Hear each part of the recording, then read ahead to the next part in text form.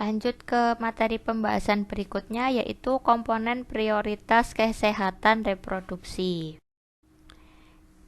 Ini untuk komponen prioritas kesehatan reproduksi seperti yang tadi sudah saya jelaskan, ada kesehatan ibu dan bayi yang baru lahir, keluarga berencana, kesehatan reproduksi remaja, PMS dan HIV/AIDS, pelayanan kesehatan reproduksi esensial atau PKRE dan USILA, yaitu pelayanan kesehatan reproduksi yang komprehensif.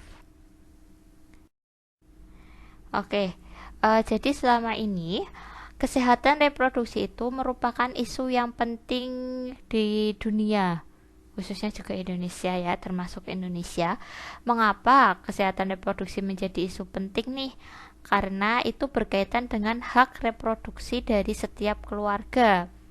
Kesehatan reproduksi dengan paradigma barunya itu menjadi pengelolaan kependudukan dan pembangunan, karena itu terkait dengan nantinya jumlah penduduknya berapa di suatu negara seperti itu. Maka kesehatan reproduksi merupakan isu yang penting selama ini.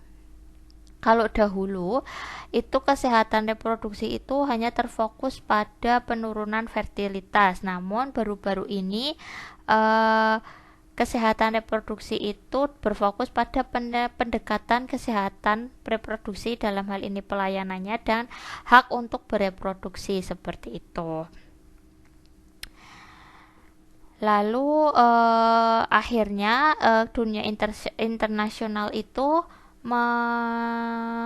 membentuk suatu ikatan, suatu ikatan dan menyelenggarakan suatu konferensi yang disebut dengan ICPD. Apa itu ICPD? Mari kita bahas. Jadi ICPD itu merupakan konferensi internasional tentang kependudukan dan pembangunan yang dilaksanakan pada awalnya di Kairo. Nah, ini merupakan tonggak dalam sejarah kependudukan dan pembangunan serta sejarah mengenai hak-hak untuk perempuan. Nah, konsensus ICPD ini membahas mengenai kesetaraan dan pemberdayaan perempuan yang merupakan prioritas global seperti itu, di mana kemampuan perempuan untuk mengakses hak dan kesehatan reproduksi adalah landasan pemberdayaan dan merupakan kunci pembangunan yang berkelanjutan. Dalam konferensi internasional tentang kependudukan dan pembangunan tersebut terjadi 4 pilar utama kesehatan reproduksi, diantaranya women health, infant and child health, prevention and treatment of sexually transmitted disease, dan fertility regulation. Jadi saat konferensi tersebut dibahas 4 pilar utama tersebut. Begitu kira-kira. Sampai sini apakah ada pertanyaan? Jika ada silakan bisa ditanyakan.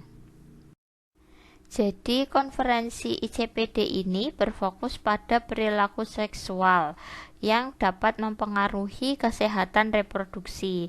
Dalam ICPD tersebut dibahas mengenai hak-hak reproduksi didasarkan pada pengakuan akan hak-hak asasi semua pasangan dan pribadi untuk menentukan secara bebas dan bertanggung jawab mengenai jumlah anak, penjarangan anak atau bed spacing, jarak antara anak yang satu dengan anak yang kedua, anak kedua dengan anak yang ketiga, itu merupakan hak prerogatif dari semua pasangan dan menentukan waktu kelahiran anak-anak mereka dan mempunyai informasi serta cara untuk memperolehnya, serta hak untuk menentukan standar tertinggi kesehatan seksual dan reproduksi. Nah, hal tersebut, hak-hak reproduksi tersebut akan mewujudkan jaminan individu untuk memperoleh seks yang sehat di samping reproduksi yang sehat. Begitu kira-kira. Sekian untuk ICPD ini. Jika ada pertanyaan bisa ditanyakan.